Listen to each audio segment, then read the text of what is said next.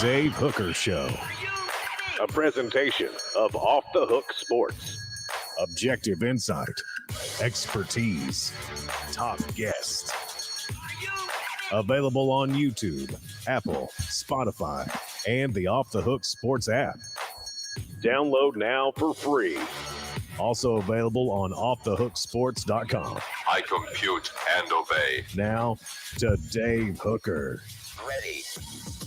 You want a show? We got a show. Tennessee's opening line against Virginia is out. How favored are the Vols? And what do we think about Virginia? Also, Josh Ward will join us from the Sports Animal. Which fan base is in the best position right now regarding all sports, with the greatest emphasis, of course, on football? Is it Georgia? Is it perhaps LSU? Because they've got a pretty good women's basketball team. Is it Alabama? Because they've got a pretty good basketball team when they don't have firearms. So we'll get to that. Also, Joe Milton, a little bit more swag than Hendon Hooker I want to get into today.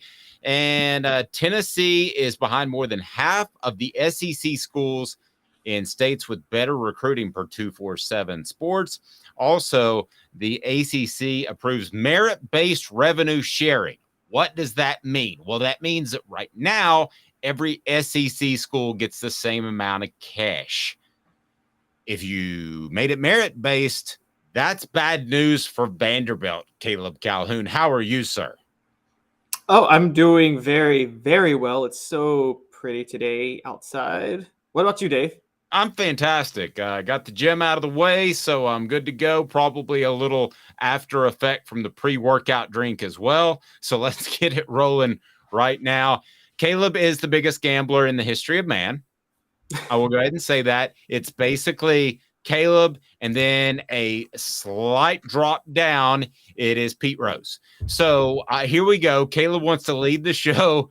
I bet on how many hits our show gets per day, guys. So we got an over-under daily at 11,500. That's where we are. Tennessee, a 27-point favorite versus Virginia. That's according to DraftKings. And by the way, we'll have a big announcement of a partnership that we're going to have with a gambling website we're looking forward to. So this might be the last time you ever hear the word DraftKings on the show, but you're hearing it now. 27-point favorite against Virginia. What do you make of the opening line? What I make of it, quite honestly, right now is stay as far away from it as possible if you're a Tennessee fan, because last year, this team last year would have easily covered that. Virginia's the type of team where they're going to drop 40, 50, and they may allow 20. But either way, yeah, they would have easily covered this last year. This year, we've talked about how we don't know what to expect from Joe Milton. We don't know how the offense is going to change. Dave, you and I both talked about how they might do a little more ball control because of the running game and because of the questions about Joe Milton's accuracy, and also because Josh Heupel might just feel like he needs to have a few more time-consuming drives. So you factor all those things in together, even though I think Tennessee is significantly better than Virginia, I stay away from this line. And if done to my head, I take Virginia to cover a 27-point spread. I would stay away from most opening lines because every team is different. And I addressed this with somebody on the YouTube channel that South Carolina team that you think that Tennessee is going to beat just beat them by a bajillion points. Well, I mean, that's true, but every team's different. Chemistry is different. And I'm just using that as a point. I don't want to get off on a South Carolina tangent, for goodness sake, but every team is different. So I don't know that this team will have its strongest attribute, which was belief. And it was snap and clear mentality. That started with Butch Jones, but that is really how this team played last year. That's the first I heard the saying. They didn't get obsessed with a great play. They didn't get down over a bad play. I don't know that mentality is going to be there. So I stay away from opening games in general. But as far as Virginia, they're hoping that a Monmouth transfer, his name's Tony Muskett, comes in, and he's the starting quarterback, and there's no set announcement on that yet, but they have a bigger question at quarterback than Tennessee. So I'll go flip side. If you made me gamble, and I don't for a good reason, because I enjoy the pools and the parties in Vegas, not the gambling, and the gambling builds all that. If you made me bet on this, I would actually take Tennessee to cover and cover pretty easily. I also think that Tennessee is going to want to make a statement with Joe Milton. Not that they're going to be even more aggressive than they are, but I think there's an opportunity to do that against this Virginia team. So I would go the opposite, but I would agree with you. I would stay away from most opening numbers. I would stay away from this number as well.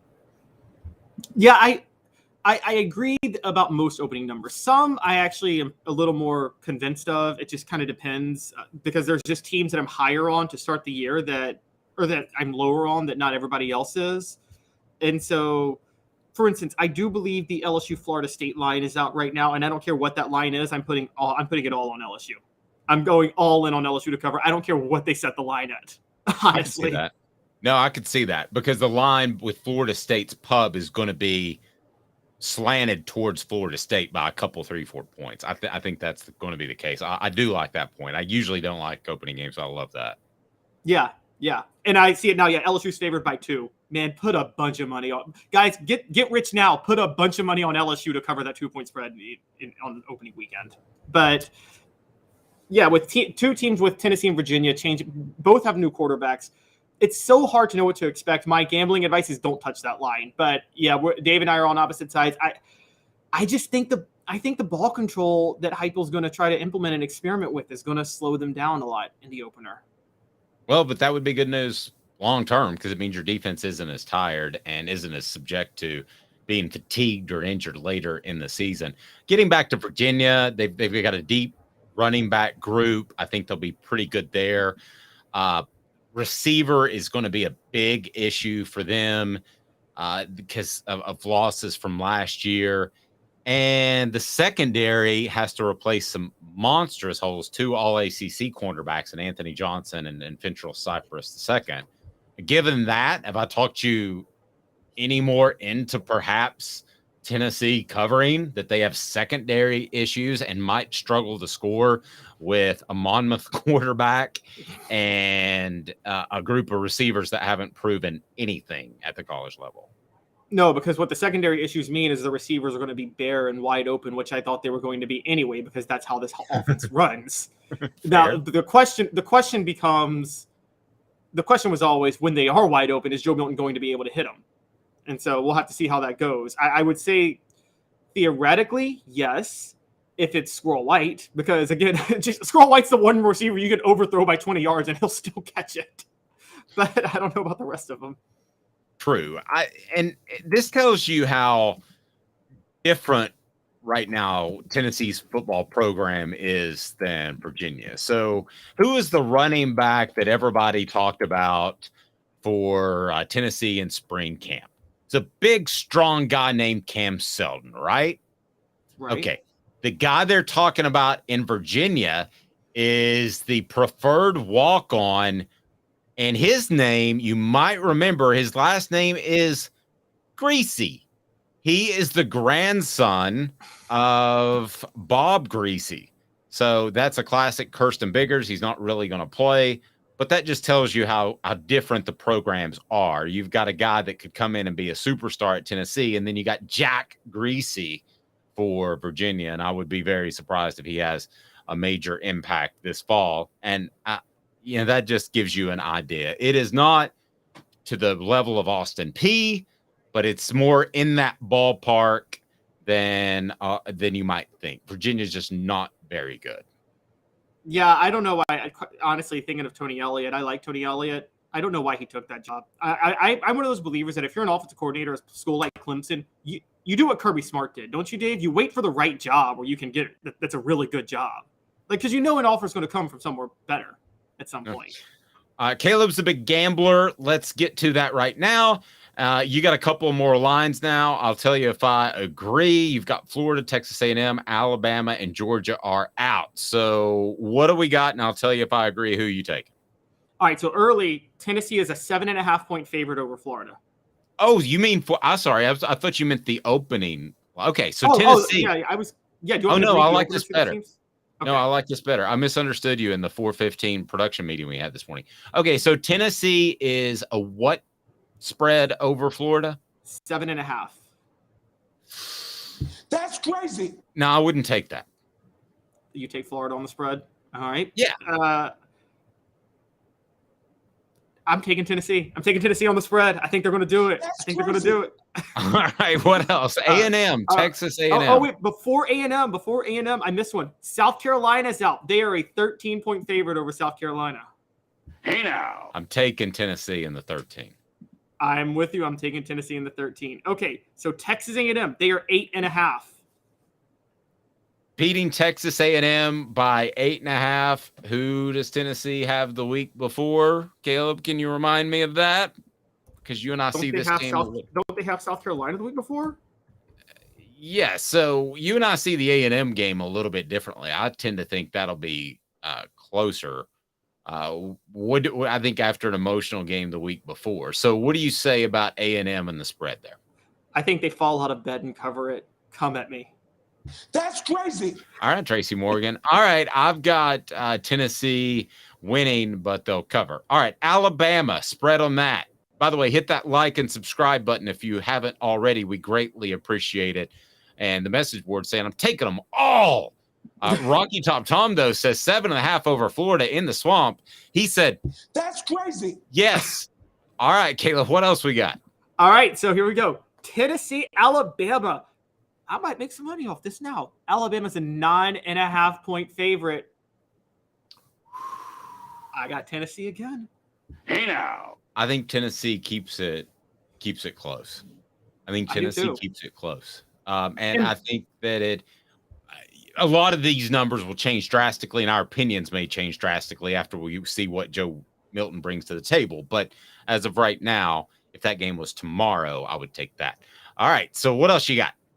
Before we get there, I would also just like to add for people questioning. In 2021, when Tennessee was a much worse program, they were within one score of Alabama in the fourth quarter at Alabama. That's the last time they were there. The time before that, 2019, that would have been a one-score game had Jared Garantano not made that really epic, stupid decision to force the quarterback sneak and fumble, and then they returned it the other way for a touchdown. But anyway. Yeah, jackass. Right, so the last one, and this is probably the most difficult one for me.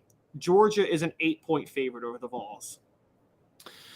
All right, people are going to get mad at me. I'm going to take Georgia to cover. I don't think Tennessee's at that level yet with the War Daddies, the big guys. So you can get mad at me if you want, but at this point, things might change. I want to see Carson Beck, but I would take Tennessee at this point. I would take Georgia to not only win, but cover. Sorry, Mr. Jones.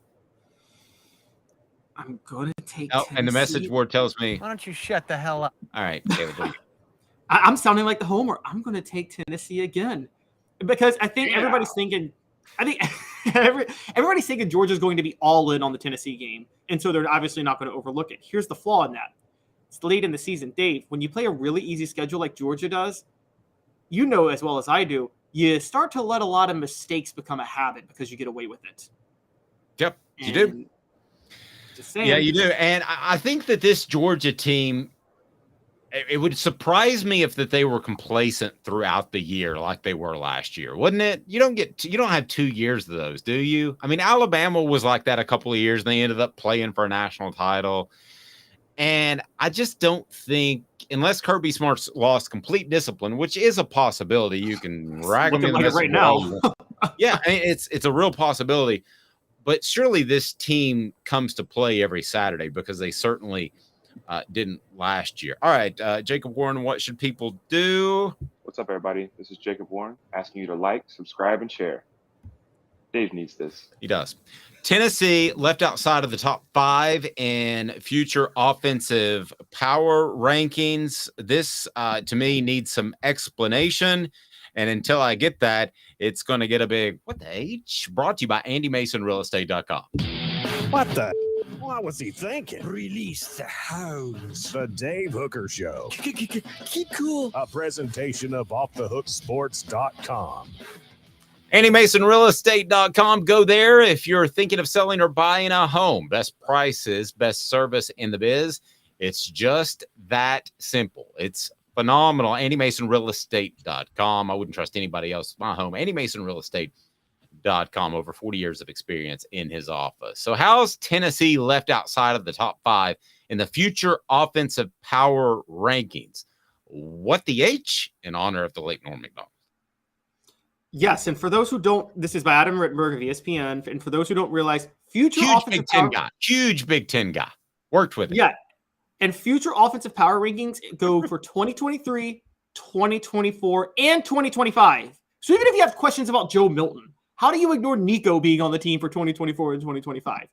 But yeah, Joe Milton could essentially dump the bed, and Nico could come in, and I think Tennessee is going to be good for the next couple of years. If Joe Milton doesn't work out, which I think he will, but you got Nico. All right, so I don't get this. Tell me why this makes sense. Do I need to call Adam Rittenberg and have him on the program? Yeah, this doesn't make any sense. I will give him 2 teams, the top 2. So number 1, and by the way, I'm not saying it's clear these are better than Tennessee. I'm saying these aren't egregious. Number 1 for him is USC. Okay, Lincoln Riley runs a similar offense to Josh Heupel. He runs it out west. Fine. Ohio State, number 2. Fair enough. Tested and true offensive system. Whatever we think of Ryan Day, that offense has been that offense for a long time. Here's where your heads are going to explode. Number 3, Georgia. Even if you think Georgia's the better team than Tennessee, the better offense than Tennessee for the next 3 years? No, I don't even think they want to be the better offense. Yeah. In some sense. I think they want a ball control, which isn't statistically the better offense, which I believe would be what Adam Rittenberg is referring to. Probably. But Dave, for the next 2, we need Tracy Morgan on blast. We need him maximized. Oh, he's ready. 4th, Alabama. That's crazy. All right. Why in the world would Alabama be 4th ahead of Tennessee? I don't. According to Rittenberg, Alabama's offense has become a mainstay near the top as Saban embraced a philosophy around quarterback play and piling up points. He clearly hasn't done his research on the new offensive coordinator they just brought in.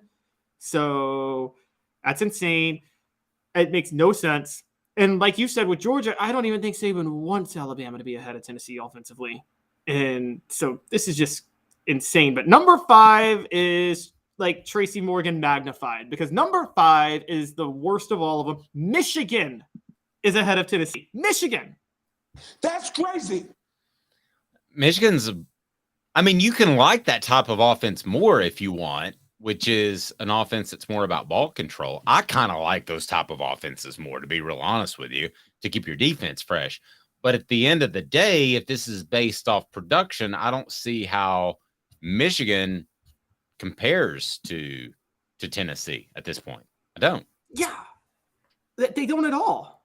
They don't at all. And like people, I guess they're looking at like points per drive or per possession or something like that. But I still think Tennessee was pretty high on that last year. I mean, I could be wrong on that, but I'm pretty sure that even if you factored that in, they were still near the top. Now, a great point brought up by Rocky Top Tom here. It's because Darnell Wright is gone, Dave. Our offensive line has a lot to prove. Now, Darnell Wright, I'm more of an offensive line guy than anything else. I think that's where games are won and lost. I hate that phrase, but it's true. Up front on both sides. Old school SEC guy, Dave. Yeah, but I am a Darnell SEC football in the 80s. But I tell who was the first to tell everybody that Darnell Wright was the best player on the football team? I told you that in August. Okay, so I'm not in any shape, form, or fashion trying to say that they just move on and everything's fine without him. But I do happen to think this year they have enough talent where they'll be just fine. My concern is what they lose for 2024 on the offensive line. But I think Tennessee's offensive line will actually be good this year. I'm not going to say better than last year because you don't lose a Darnell Wright and get better. But as a whole, I don't think they take a major hit. Now, I think they're a little thin on the interior. I don't think you want to lose a guard or Cooper, especially to injury.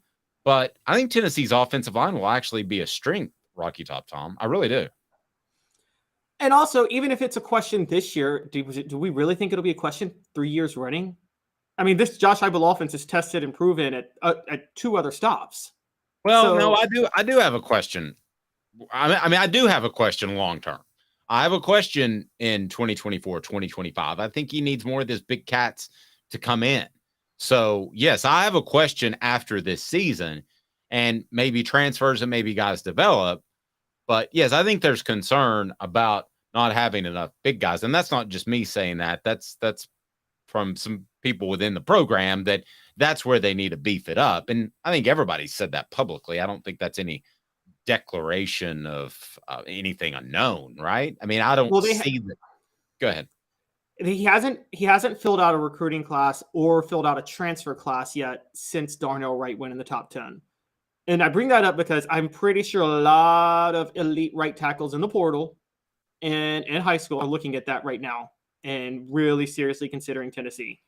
And you got to think, before that, I'm sure a lot of these guys felt that Tennessee was not a destination for offensive linemen to be able to thrive. But when Darnell Wright goes in the first round, when Cade Mays was drafted the year before, and Jerome Carvin inks a deal with the team as an undrafted free agent, I think you're starting to see offensive line realizing they could easily go to Tennessee and develop to NFL prospects. Yeah, I like Campbell and Mincy at tackles. Okay. I like Carrick at an interior position at guard a lot. I like Spraggins a little more than okay, but not a lot. And I think we all know that Cooper Mays is an all SEC top center. So I don't think their offensive line's an issue this year at all. I really don't. Even without Wright. But I think that in 2024 and 2025, as someone told me, that's where it gets dicey. And that was the exact term they used. And I think it does get a little bit dicey if they can't continue to hit on transfers, in particular at the offensive line position, or they can't develop guys or go get the big guys. I mean, they haven't gone out and got a Cade Mays, for instance. You know, that type of 5-star guy coming out of school, a high school that is ready to play. They haven't got that cat yet. And you need 2 or 3 of those cats pretty much every recruiting class, because the old saying that I had was it's 50-50. You look at a recruiting class, 50% of the guys will be contributors or stars, 50% will be washed up and gone from the program. So you really need to hit on 2 elite offensive linemen a year at the very least, and supplement them with some 3-star guys as well. But I don't see that yet. Maybe that happens, but right now it seems like they're having more success at other positions. But the great Derek Dooley determined that you don't need an offensive line. You can go a full class without an offensive line. I will tell you this. And that reminds me, when he said that a running back makes a great offensive line more than a great offensive line makes a running back, I was so close, because I was considering a career move at the time anyway. I almost put my pen and pad down and walked out of the room. It was the most absurd thing that a running back makes an offensive line more than an offensive line makes a running back. That was his first spring practice. I will never forget that. And then I remember his exact example was LaDainian Tomlinson has made yards no matter who he's run behind. I'm like, well, he's been running behind a great line for like 10 years. So, and you don't have a LaDainian Tomlinson. I mean, I mean, Barry Sanders did a pretty good job at that, but do you have a Barry Sanders? I think not. 2 minutes. Josh Ward will join us. We love him. Which fan base is loving life right now? We rank them based on all sports, but probably way football pretty heavy. Stay tuned. Off the Hook Sports, 2 minutes. Family has been creating jewelry since 1986. Each piece unique, with a story all its own. I'm Rick Terry with Rick Terry Jewelry Designs. I'm a jeweler, and I want to be your jeweler. We're grateful that you chose us to be Knoxville's best jeweler. My family and staff look forward to serving you. So please come see us. Kingston Pike and Campbell Station Road in the heart of Farragut, and downtown on Gay Street, right next to the Tennessee Theater. Hi, Mike Davis here with City Heating and Air, reminding you to always dare to compare. Our team provides quality local heating and air service, installation, and maintenance across East Tennessee. We use only the best equipment like American Standard heating and air conditioning for your residential, new construction, or commercial needs. Honesty, dependability, and customer satisfaction have been the cornerstones of our business since 1961. City Heat and Air. With all that sun, sand, and salt water, the beach is a very relaxing place. Unless you wear contacts. Ow! Open your eyes to the best the beach has to offer with LASIK vision correction from Campbell Cunningham Laser Center. Do you want to own the more that owns every job? Then get to Vassy Lawn and Garden in Cleveland and get you a Toro. I'm David Vassy, here to talk to you about Toro. With a Toro Zero Turn, you'll get more out of every minute and you'll reach the finish line faster. At Vassy's, we like to say, no matter if you're mowing 3 acres a week or 11 lawns a day, homeowners and business owners alike find confidence in equipment they can trust from top to bottom. Vassy Lawn and Garden, Highway 60 North in Cleveland. Man alive, it's worth the drive. These mountains hold and defend a spirit far better than moonshine. A drink that holds flavor that becomes necessity. A hard cider made and relished by folk who are as hearty as they are legend. A refreshment that can only be found in one place. With a taste that makes you say, give me 3 bottles of the good stuff. Tennessee Cider Company, where necessity can be found. Welcome back to the program. As I think I've got my button thing froze. Don't you love that?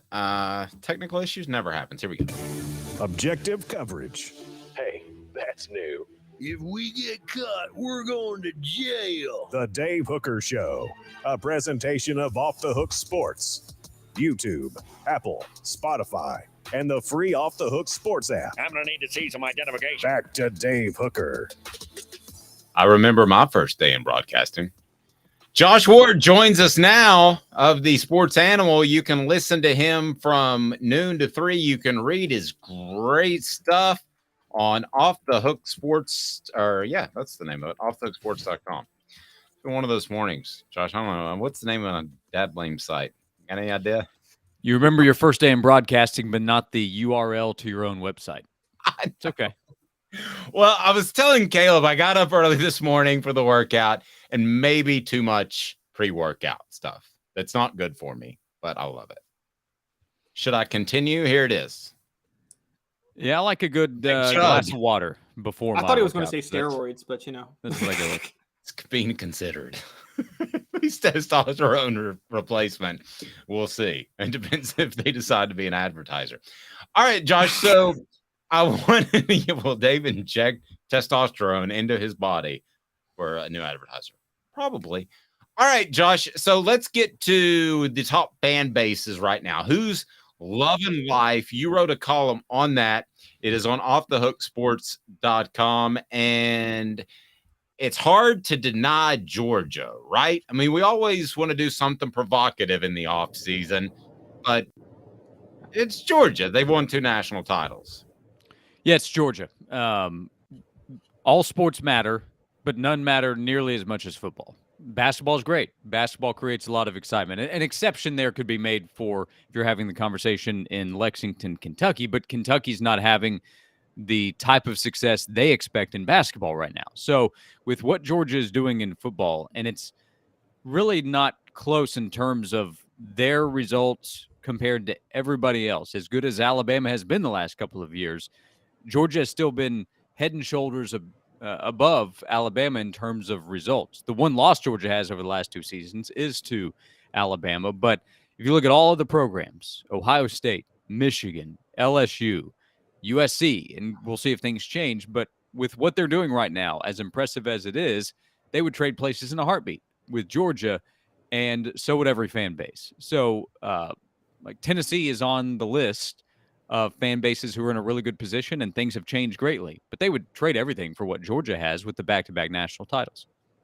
So what fan base would you most want to be a part of right now, based off a little bit of everything, but surely football, as Josh pointed out, is the lead dog in that. So taking all sports into account, who was number 2 on your list? Still Alabama. When we talk about Alabama dropping off, we're talking about Alabama dropping off. They are still above just about everybody in college football. And there is a question going into the season. New offensive coordinator again with a quarterback question heading into the season. Is Alabama vulnerable? maybe the answer is yes, but I also know that Alabama has all kinds of talent and will be a national title contender again going in. And there are only so many fan bases that can really talk about that with confidence. Plus, at this point, Alabama has stockpiled so many wins and championships. There's so much to celebrate. So you have that. You have Alabama basketball, which needs to improve its image, but they're still at the top of the SEC on the court. And it's an athletic department that has a bunch of riches thanks to the football success. So while Alabama fans may be frustrated because it's been 2+ seasons since they won a national title, they've won a bunch of national titles, and they will have a chance to win another one this year. Josh, would you like an update on my dog? Not especially, but I'll take one if you would like to offer it. He had 11 teeth removed. So he's struggling a little bit, but he was able to eat his craft treats yesterday. So go to crafttreats.com, use the promo code Off the Hook with the CBD derivative. It can help with your dog's lost teeth, or it can also help with the anxiety that it may suffer in social situations or car rides. And also, how about arthritis, which he probably has that in his mouth from all the lost teeth. So go to crafttreats.com, use the promo code Off the Hook to get 20% off the hook. And Josh has young children. We could potentially do a test run there of craft treats with their chill pills if you would like. There's very little currently that separates Max from dogs. So yeah, he would happily test him out. I promise you. Here's your CBD and Benadryl, son. Go to sleep. Yeah. Have you? Is it? I'll admit I gave Benadryl to kids on a long road trip. Is that bad? Does that make me a bad parent? Well, you're not alone, so there are a lot that are going to be on board with you. Our kids travel pretty well, knock on wood, because we'll be doing some traveling this summer. But we're also fortunate to be in a minivan DVD world, so we don't give them Benadryl, we give them Toy Story 2. Nice. All right. Go ahead. I won't tell the story about how on a family trip we got hit in the rear in North Atlanta by a drunken illegal immigrant, but that's fine. Go ahead, Caleb. It's a true story. Josh, so what are any of these fan bases, has anything ever topped being a fan or a student at Florida from 2005 to 2008, where you got 2 national titles in basketball, 2 national titles in football? Although at the same time, was it worth being a fan and being on campus at the time when you know you might get stabbed by a player on the Florida Gators too? So Yeah, I was going to offer as long as you didn't get assaulted during that time. You probably enjoyed, and some fans might have said, "Hey, that's cool as long as we're winning." So yeah, that was a great run because you have football and basketball at the top, and at the time, 2 of the best coaches in each sport, no doubt, in Urban Meyer and Billy Donovan. And Florida is not in that position right now, not even close. And that's why Florida fans are rightfully upset, because they've seen what their top programs are capable of.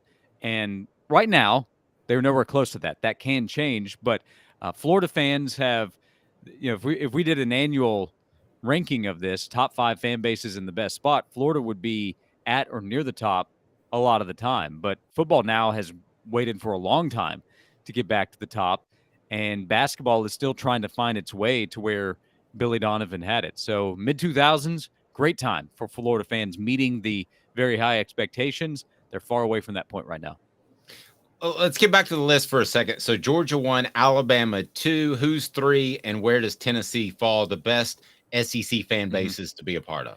Yeah, so I have LSU number 3, just ahead of Tennessee. LSU has a football team that will be preseason top 10, and I think a legitimate national title contender. Not favorite, but contender going in. They have an athletic department. Well, so here's what I think most fans of programs that have legitimate national title potential want.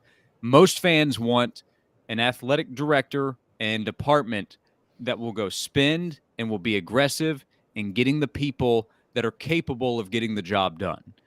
And I don't think there's an athletic department that is more aggressive than LSU in that. LSU has said, we're going to go get a football coach that can win. And they went and got Brian Kelly. Now, they tried to get Tom Herman, didn't work out. They had to settle for Ed Orgeron. He got a title. So you don't always land exactly who you want.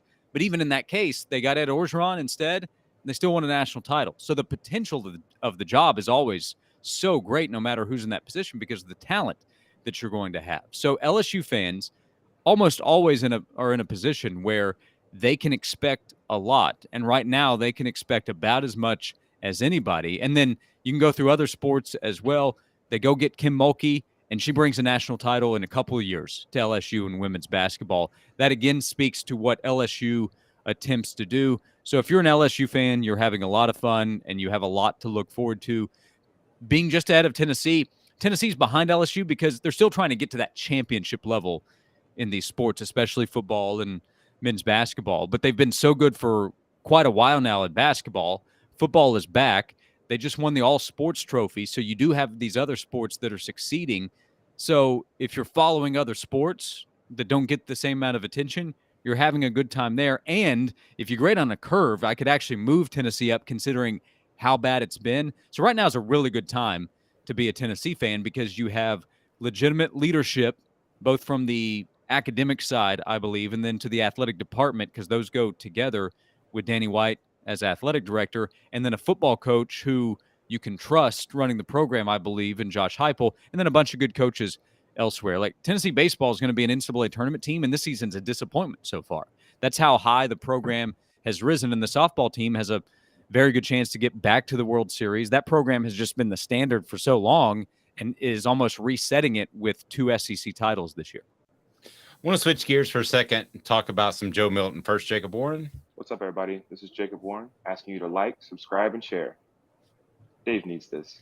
Let me ask you, Josh, what did you think of Joe Milton and his demeanor as we kind of read into his mindset for the upcoming season? But he was on the Good Morning Football show, and he seemed very, very confident. What did you think of his demeanor? Because it's quite different than Hendon Hooker this time a year ago, who was, much more reserved. Yeah, Joe Milton does have Joe Cool to him. Looks the part, kind of carries himself that way. I think that he is more confident and more comfortable in the position as Tennessee starter compared to 2 years ago, partly thanks to Hendon, partly thanks to Tennessee's coaches who have helped Joe develop. He just has a better understanding of what's expected of him off the field, on the field as the quarterback.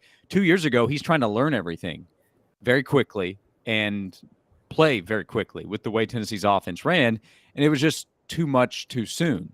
I think Joe's a lot he's clearly better based on what we've seen to this point, the way he played in the Orange Bowl. How much better will he be? How consistent will he be? We'll find out this fall. But Joe knows he has the talent, and now he knows that he understands more about playing the position and running Tennessee's offense. So with the natural confidence he has thanks to his athletic ability and his arm, to go along with his knowledge that he's developed over the last couple of years and his leadership skills that he's improved over the last 2 years, that's why he looks so comfortable.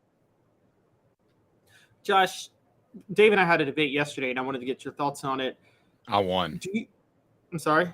I won. I think I won. Do you think, and we've seen Tennessee we've seen Tennessee do this before. They did this with Eric Berry and the Howell Heisman stuff. They did it with Peyton Manning in 1997. But, sending Joe Milton to New York, going on Good Morning Football, like this is a guy who's lost his starting job twice. Do you think it's risky for them to be overexposing Joe Milton like this when we're still not sure that he could maintain a starting job for a year?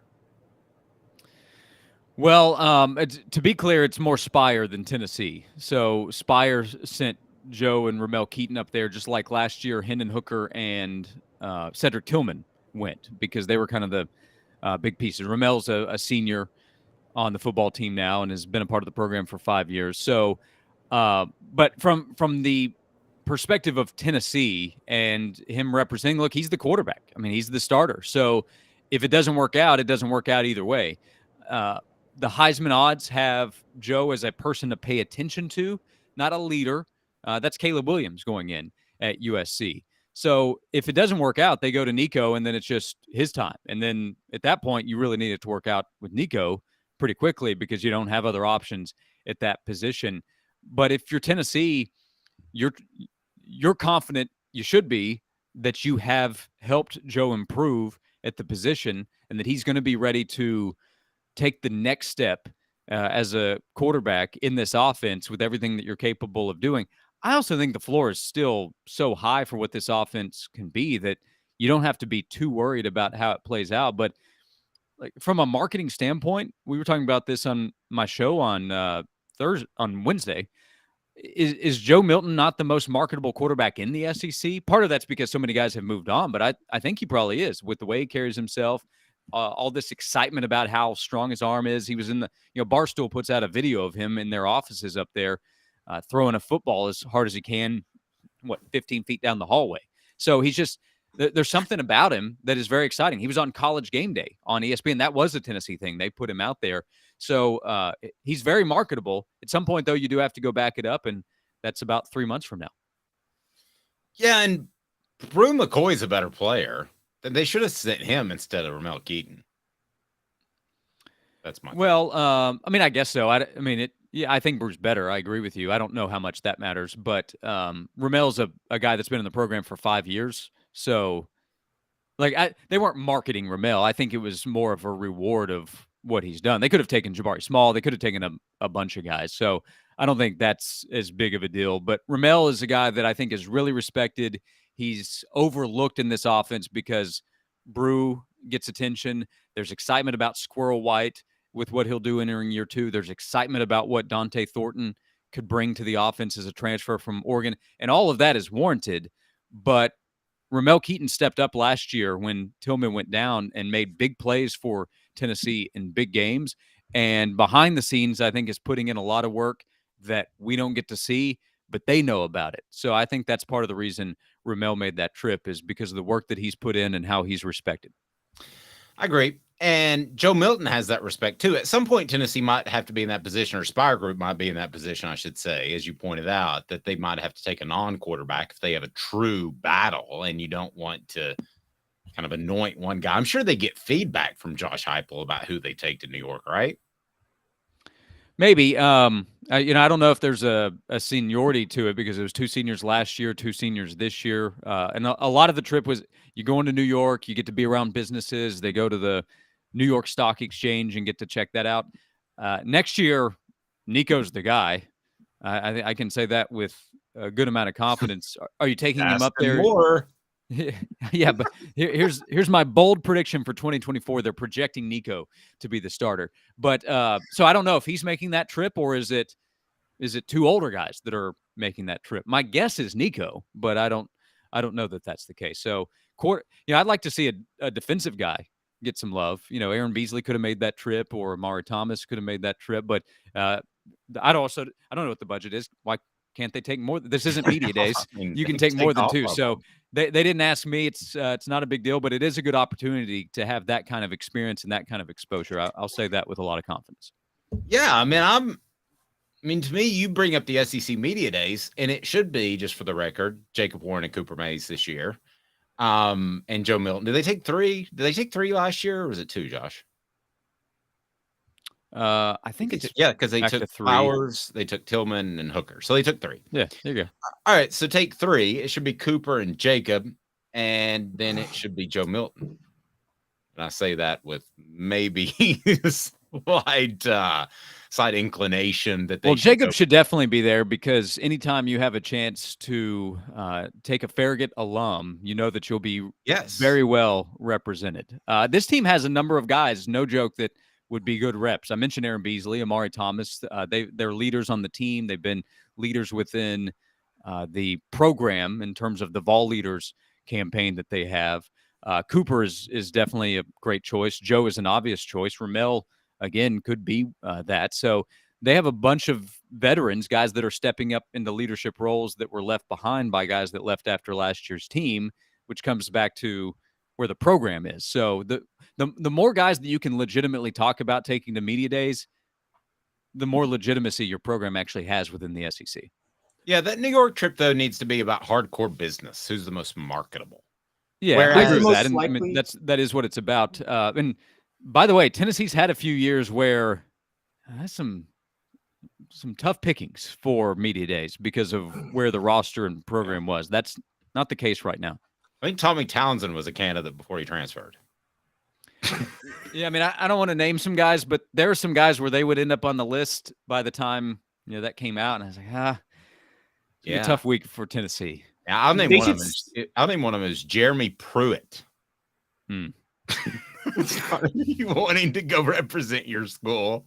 Oh, Jeremy Pruitt was better than Butch Jones the last year. Who remembers Butch Jones' last year at SEC Media Days? Well, the best to me, I think the best coach remark at Media Days from Tennessee would be Derek Dooley, 2012, proclaiming the SEC doesn't have Tennessee to kick around anymore, and he made that proclamation about 3 to 4 months before Tennessee fired him because his team got kicked around again in the SEC. Also, Tyler Braid guaranteed an SEC championship that year at SEC Media Days. I remember that. He said Tennessee would win the SEC title. Who could throw a beer bottle further, Joe Milton or Tyler Braid? That would be a good marketing campaign. The problem is they would both miss their target. Like Tyler missed his target throwing the beer bottle. Man. And all right, let me do. I do want to play off something that Caleb said earlier. So it's not Tennessee necessarily promoting them, but do you think that Joe Milton is getting too much love before he's really proven himself? Would that be a concern in your mind if you're Josh Heupel or you're anybody in the program? Well, let me ask you this: too much love from whom? Like from the media, the outside sources. Okay. No, because I think a lot of what I see is that Joe is on that needs to prove it list this year. I'm not seeing as much first round mock draft talk as I expected, honestly, because what I'm seeing a lot of is he's one of those players that if he has a really good year, then he can jump up into that conversation, which I think is totally fair. A year ago, Todd McShay put Anthony Richardson in his top 10 in his mock draft, which actually ended up being true. So he got it right. But at the time, Richardson still had a ton to prove. So Joe is more appropriately placed, I think, in a lot of these lists. National media, I think, are looking at Joe and the offense and putting those together and saying, hey, his talent, and he was the MVP of the Orange Bowl, and that's just one game, and it's a bowl game where we do have to be careful. But if we hadn't seen him at all at the end of last season and we were going on mop-up duty in 2021, then I would probably be sitting here saying, let's be slow here. We need to see him be a starter again. But we've seen it in a small sample size. But he looked like he was improving, coming in as a backup for Hendon Hooker later in games. And then we saw him in the game against Clemson be better than he was in 2021. So that combined with knowing Josh Heupel's offense has so much potential, I think makes Joe Milton an obvious candidate to talk about a guy that could make a leap. But, like in media days, I don't know that Joe's going to be all SEC. He might, but he has to contend with Jaden Daniels, who I'm confident will be all SEC. Mm-hmm. Rattler's getting a good amount of attention at South Carolina, and he still has a lot to prove. Carson Beck might get a ton of attention if there's that kind of confidence that he'll be Georgia's guy. So it's a league that has to replace a lot of QBs. So Joe Milton, I think, naturally gets more attention because of the offense that he's in. Be interesting to see who gets more votes, Carson Beck or Joe Milton. Yeah, my guess is Milton, by the way. But I mean, it's that Georgia's going to win, so you just take that quarterback position. And if Beck were named the starter, then maybe it's different here. But even though he's expected to be, there is still technically the battle going on between Beck and Vandegrift. Josh, keep up the great work. Noon to 3 on the Sports Animal in Knoxville. Appreciate you, man. You got it. Thanks a lot, guys. Thank you, Josh. Have a good one, Josh. Was told to me early, Caleb, about Joe Milton, because somebody said, and actually was a South Carolina fan, I believe, said Joe Milton doesn't seem like the type of guy that would read his press clippings. What I was told even before spring camp is, this was in January, is when Nico showed up that there was enough of a factor that if Joe was the type that would read his press clippings, he was not going to let that get in the way. That there was enough of I could slip up and lose this thing, and that he responded. Not that he needed to. I don't want to make that sound wrong, Caleb, but there was enough of that where he said, I got to be a 10 out of 10 every day from a work ethic standpoint. Yeah, and that showed in the spring because Joe really worked to not – you could tell Joe had a determination in spring practice to not lose that starting job, and he didn't. Now, the question becomes, because it seemed that Joe really cemented that spot in the spring, you wonder if, I don't want to quote Nick Saban, but when he talks about the human condition is to survive, not thrive, you wonder if Joe Milton is the type of guy that can still have the same drive to stay ahead of Nico after he cemented himself in the starting job, because it's hard to keep that mentality.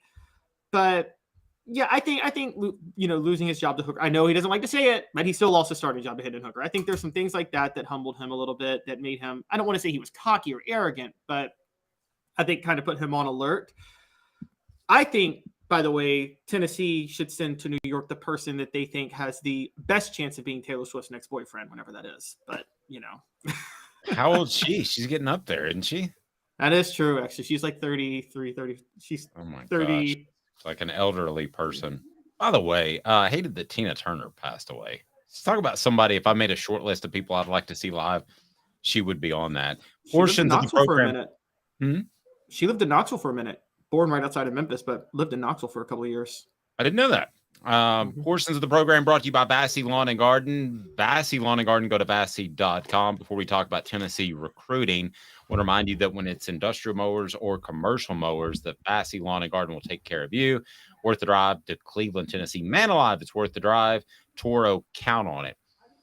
So Tennessee is where, in terms of location, as it would affect recruiting, because there's a 247 column out that's a little bit stating the obvious, but there are a lot of states that have better recruiting than the state of Tennessee. Who are they, Caleb Calhoun?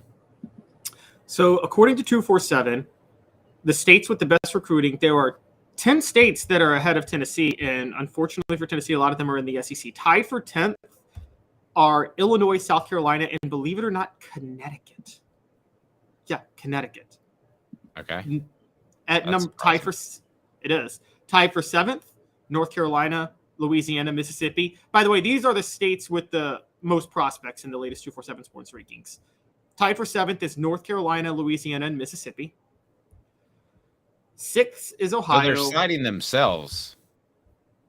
Yes, they are citing themselves. They are. But you have to remember, I would rather see this list based off NFL players, wouldn't you? Oh, we can go to that list too, though. We can pull that up on Pro Football Reference. States with the most NFL talent. Okay, let me see that. Okay, and let's pull that up, and I'll ask today's tough question now. Today's tough question. Hit it. Today's tough question. Take a side. Take a stand. The Dave Hooker Show, a presentation of OffTheHookSports.com. Because of their home state, is there a glass ceiling for the Vols? Can they only get so high? Because they don't have an Atlanta area in their backyard. They don't have a Dade County in South Florida to recruit from. They don't have high school football in Texas. They don't even have the type of athletes that come out of SoCal. So is there a glass ceiling with Tennessee in terms of recruiting and what they can do no matter who their coach is? Caleb, yes or no? No, there used to be. There used to be. And the used to be was pre-NIL. And we're going to talk about this later in the show, too, on whether or not Tennessee should start demanding more revenue. But right now, no. The reason I say there used to be, the glass ceiling was Tennessee needed a bunch of other programs to be down for them to be at their peak. And the data bears that out.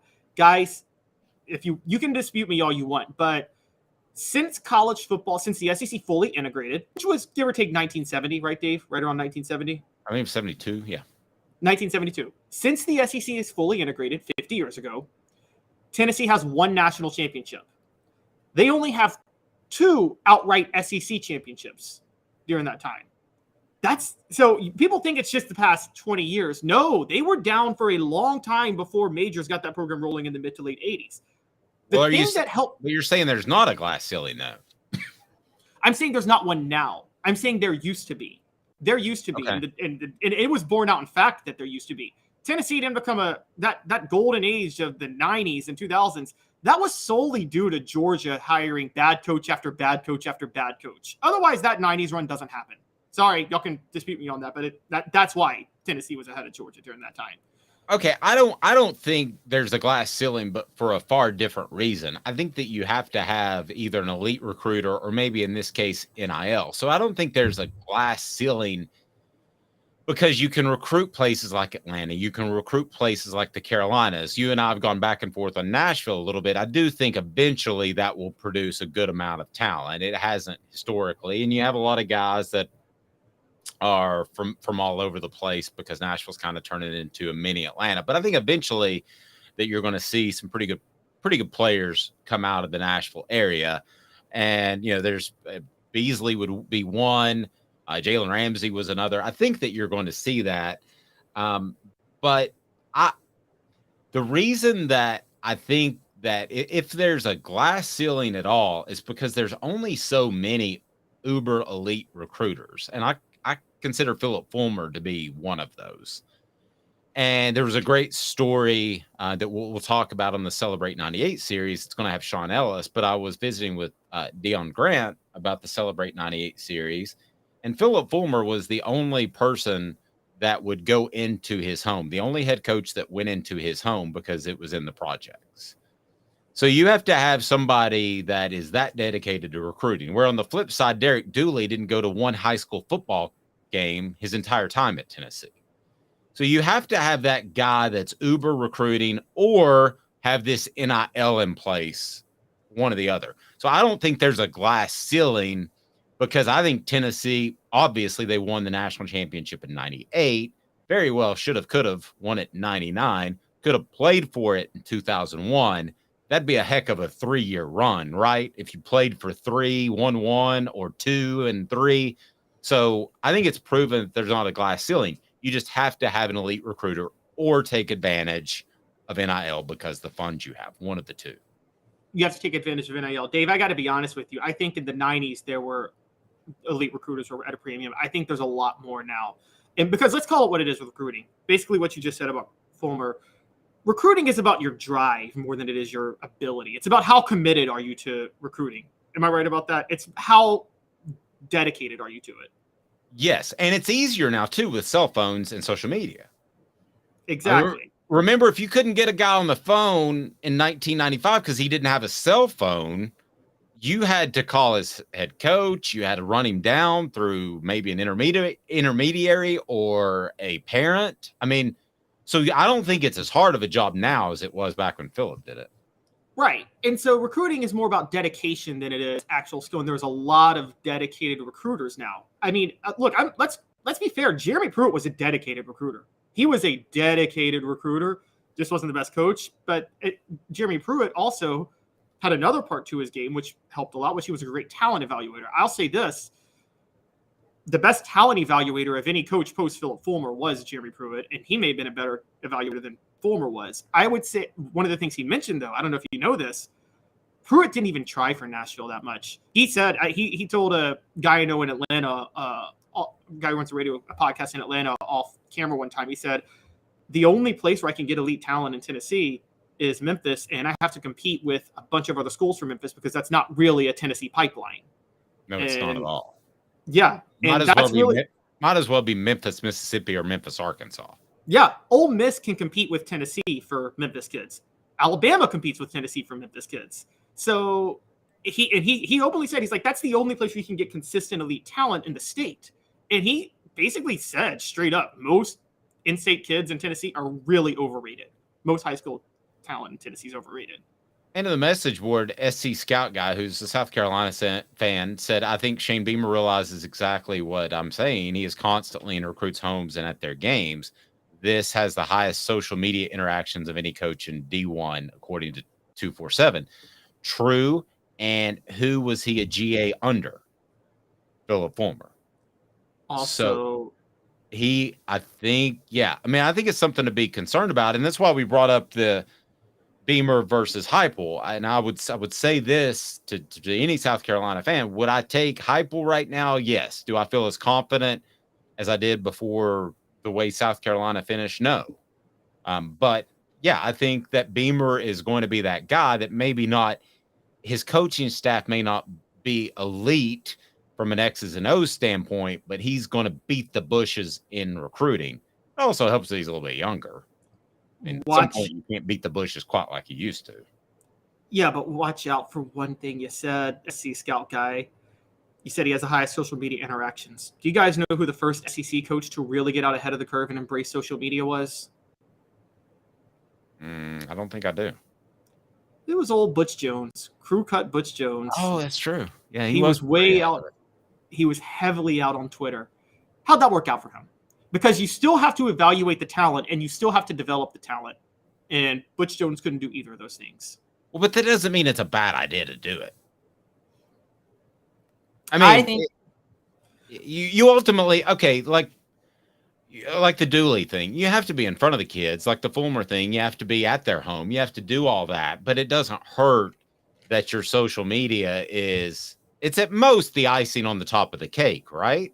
It's to use a Dooley phrase, it's the hot sauce. Yes. But Lane Kiffin is very active in social media, not really helping him recruit at Ole Miss.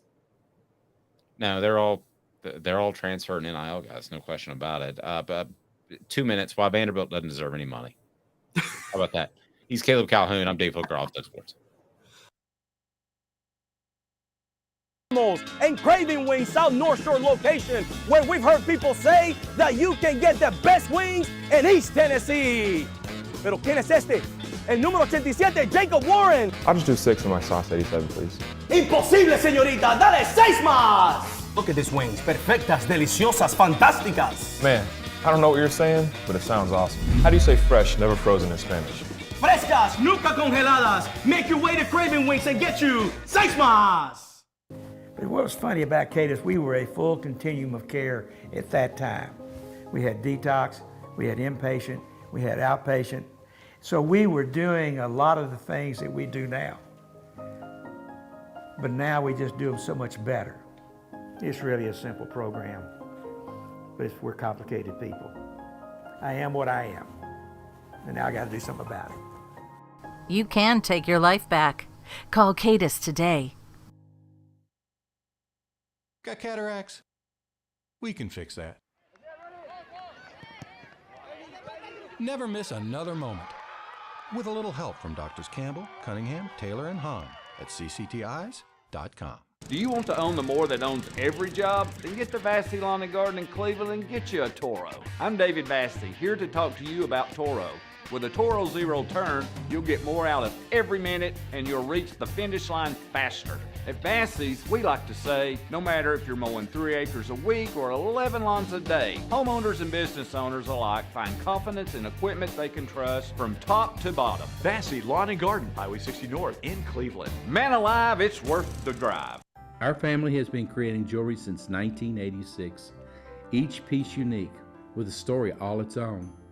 I'm Rick Terry with Rick Terry Jewelry Designs. I'm a jeweler, and I want to be your jeweler. We're grateful that you chose us to be Knoxville's best jeweler. My family and staff look forward to serving you. So please come see us. Kingston Pike and Campbell Station Road in the heart of Farragut and downtown on Gay Street, right next to the Tennessee Theater. Who's this guy? Hello, wizard. The Dave Hooker Show, a presentation of Off the Hook Sports, YouTube, Apple, Spotify, and the free Off the Hook Sports app. Back to Dave Hooker. Couple of good message board moments. Tweet by tweet. Butch Jones's old saying, brick by brick. And then somebody, let me go back. All right, Smoky Mountain Red asked me, is Kiffin available for my next birthday party to play guitar? Yeah, I mean, I'll ask him, but the text back's going to be, what's the guy-to-girl ratio going to be? I mean, he's not going to show up with a bunch of dudes there. And also, what's the guy? Well, wouldn't it be what's the guy to girl under 30 ratio? Sorry. You said that, I didn't. So when he goes, Dave, can I talk to you for a second? At SEC Media Days. Caleb said it. It wasn't me. One other note. Of age, by the way, of age. Okay, I'm talking like Leo DiCaprio style. Yeah. Some weird R. Kelly thing going on. Yeah. All right. So the ACC has approved a merit-based revenue sharing. Okay, so let me tell you what this is going to do in the front end, then tell me if you like it on the message board. because this will destroy. Smoky Mountain Red said he can arrange that. He can arrange a strong female to male ratio. Good. And maybe I'll show up. So, by the way, it is my anniversary today. So, oh, congratulations. Yeah, pretty cool. Pretty cool. She's I outkicked my coverage. I'm the Dustin Colquitt of husbands. So, 3 years. No, 27. But all right, so here we go. This will destroy college football as you know it, but I think it will make it better. And that is the ACC has approved a merit-based distribution of funds. In other words, you do better in the athletics departments, then you're going to get more cash. Sounds like a big, huge mess, and it probably is. But here's how it will destroy college football and athletics as you know it, which might not be a bad thing, because the smaller schools that don't get as much money are already behind, because then they would get less money, so they're going to fall further behind. It's exactly like small market teams in Major League Baseball. They fall further behind while the Yankees sign a new contract with the YES Network. So if this happens, you are definitely going to see a super conference, and I'm all for it in both the ACC and the SEC, because does Vanderbilt bring as much to the table as Alabama or Georgia or South Carolina or Florida? Absolutely not. And we can talk all day about how they bring academic integrity. I don't give two flips. At the end of the day, I think that this will happen maybe at the ACC, and it will grease the wheels towards a separate super conference. So the ACC, as Smoky Mountain Red pointed out, grasping at straws. Yes, they are. They're trying to save their conference. But in reality, it's like when I sat down with Roy Kramer in 2000. And I said, do you realize what you've created with the BCS would set up a playoff because you're seeding teams? And he goes, no. I was like, okay, but no, you are. I mean, that's what you're doing. You're seeding teams. And so this is they don't mean for it to do this, but this will grease the wheels for them to fall apart anyway, and could grease the wheels for a super conference if other conferences adopt it. Thoughts, Caleb? Yes, but other conferences are not going to adopt this. And I will tell you. So. I don't think so. Yeah, because the Big 12 adopted this with Texas. It nearly destroyed them. The ACC is doing this. Here's what's happening. The ACC is doing this so they can stay in business through 2036. This way, and Florida State and Clemson and all those other schools are saying, okay, this is enough to keep us afloat until we can finally leave in 2036. This is what this is about. And so this brings, my assumption is this brings a certain level of stability back to the conference until 2036 when the whole thing dissolves. The SEC would never do this, nor would the Big Ten ever do this, because revenue sharing is essential to the conferences surviving. So you are going to have a super conference. I'm with you eventually. I think you'll have like SEC and Big Ten be AL and NL, and then an overall conglomerate league. They're going to bring all those teams with them. So Vanderbilt's coming. Here's what I think they might do, though, Dave, and this is what I think would be a great idea. Have a super conference. Treat the lesser teams. Do what FIFA does with the Premier League. Relegate? Yeah, relegate. Where the bottom. I know that from Ted Lasso. I don't watch any soccer because I'm American. Yeah, so okay, you have a conference of 50 teams, and then you have a lower conference of 50 teams, and or maybe 40 teams, I don't know. But the bottom 3 fall out, and the top 3 come in, and that's just how it happens. And but you would never be able to get back. The top 3 teams in the bottom go in every year, and the bottom 3 teams in the top fall out every year.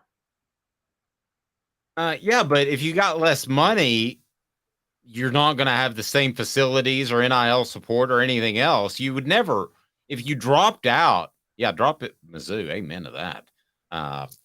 But if you drop a team, they would never make a comeback. And see, the reason that works. They could come back in. The teams at the bottom are bound to come back into the top at some point, because somebody in the bottom half has to go into the top half every year. Yeah, but at least in soccer, you can spend more money. I mean, I don't see how that works. But I think those bottom teams would continue to be the bottom teams forever, and you might rotate them in. Yeah, I mean, I think Wake would drop out of the ACC, and forever be out of the ACC. I think they would be the big pile of wake. So what you're saying is even if they rotated and came into the bigger conference, they would be at the bottom of the bigger conference, so it really wouldn't matter. Yeah, they might rotate in. I'll tell you, too, where if I'm an SEC fan, this perks up my ears. Because if the ACC does this or does what you're talking about with relegating, and they somehow have their bottom half is even lower than it is now, and it's pretty low already. The bottom half of the ACC is pretty bad. So if it's even worse, and literally you're playing second stringers in the second quarter versus a conference opponent 4 or 5 times a season, then SEC fans, you got a major gripe if an ACC team like Clemson gets in and a second team, like let's say Alabama or Tennessee last year, didn't get in. That to me is that throws off even the playoff picture. Or you want to talk about the 13th team. If you want to talk about that 12th or 13th team when you have the playoff next year, man, the ACC is already bad enough. Do they deserve a seat at the table if their conference gets worse? Well, this is something Josh Pate brought up, which is if college football is somewhat evenly spread out like it used to be, it's okay to have these conference championship automatic bids, but it's laughable to have the top 6 conference champions get automatic bids now because there were two. First of all, as Pate points out, if you're a top 6 if you're a conference champion and you can't be in the top 12, how in the world do you deserve to be in the playoff at that point? If the 5th and 6th best conference champions can't be a top 12 team in college football, who thinks that conference champion is going to be able to go play Alabama, who may finish 11-1 and just miss out on the SEC title? A lot of people kept thinking this 12-team playoff was going to give these smaller schools a seat at the table. No, it's not. It's going to expose the haves and have-nots of college football more than ever before. Because it completely is. You're right. Yeah, because I'm sorry, when Alabama plays, okay, who won the group of 5? Who was the best group of 5 team this past year? Like, who won the American? I don't even know. Like, say Navy wins the American one year, which happens. Alabama plays Navy. Navy gets the automatic bid. Does anybody think that's a game? No. And NIL is already growing the disparity. If nothing else changes, if none of these theoretical things that we're talking about changes, then it doesn't matter. NIL is going to continue to separate the haves and have-nots. Wow, Mr. Jones, you stole my line. It's only delaying the inevitable. It is.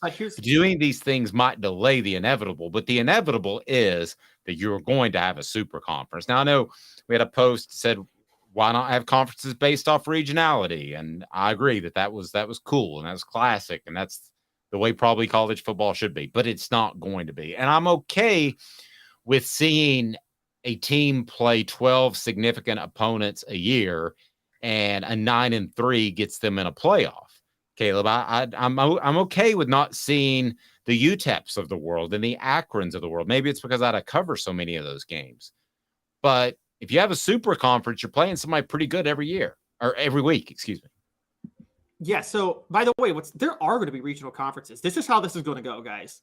The SEC and the Big Ten are going to gobble up so many teams. They're going to make conferences within their super conference, and they're going to organize them regionally. And that's going to create it. It won't be perfect. Some rivalries will go by the wayside, but there will be new rivalries created. So if the SEC takes 30 teams, they'll have 3 10-team conferences based on regions at that point. And so it's not going to be that big of a deal. I think, honestly, here's my radical take, Dave, and I think Tennessee should get out ahead of the curve on this. I think Notre Dame, where they're one step ahead of everybody, they're behind in a lot of ways, but staying independent.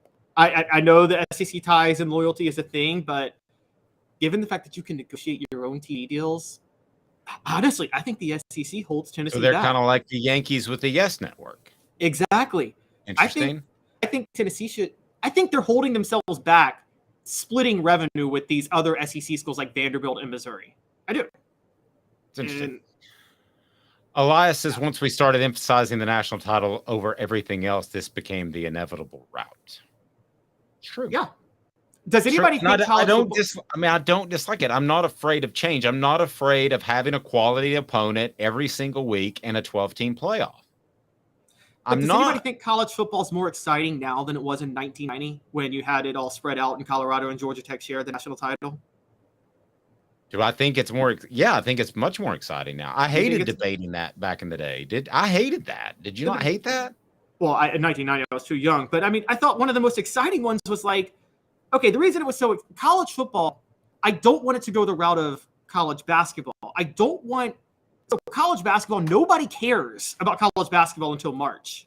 They sacrifice 3 months for 3 weeks. I don't want college football to do that. No, it won't. It won't because the NFL has proven that to us. It's important to continue to play for a bye. It's important to continue to play for home field advantage. But if you're playing 12 quality opponents every year and you finish 9-3, then that's worthy in a super conference of say 48 teams. That's worthy of making a 12-team playoff.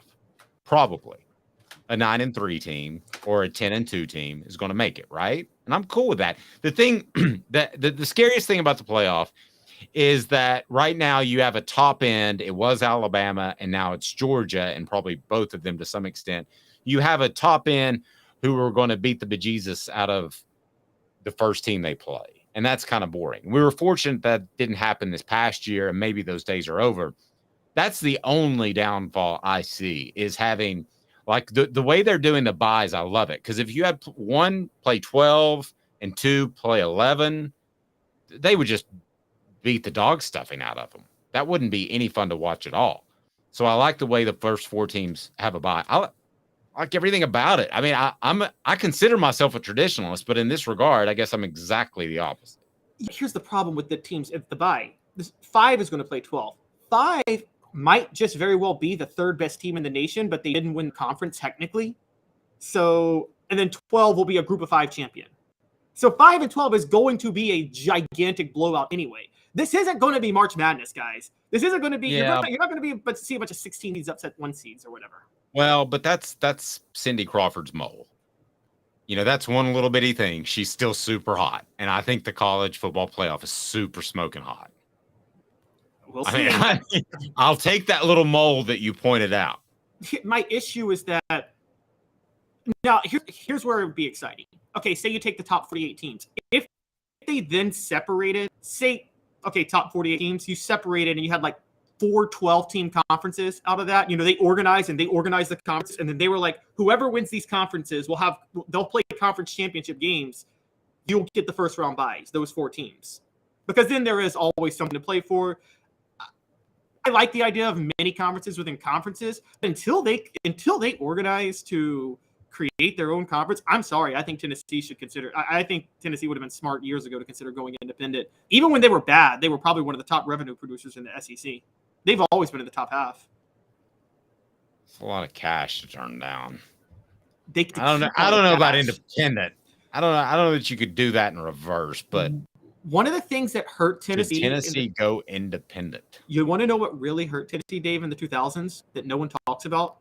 One of the underrated things, the SEC's TV deals. When the SEC started bringing in all that money and splitting it evenly, a bunch of schools caught up with Tennessee's recruiting budget after that. When Tennessee had the financial recruiting advantage over every school in the 90s, that was a huge deal. And then they had to split that revenue with everybody in the 2000s. It's gold, Jerry. Gold. Moly, moly, mole, mole. Yeah, I watched Austin Powers recently, too. And the reason I thought about Cindy Crawford is you know who she kicks it with on a regular basis? Who they refer to each other as like brother and sister. This will surprise you. Who? Kid Rock. Can you imagine those two kicking it? That's strange. We leave you on that note. Support our fine advertisers. He's Caleb Calhoun. I'm Dave Hooker. Cindy Crawford. Didn't have time for her today, but we'll try to work her into the show tomorrow.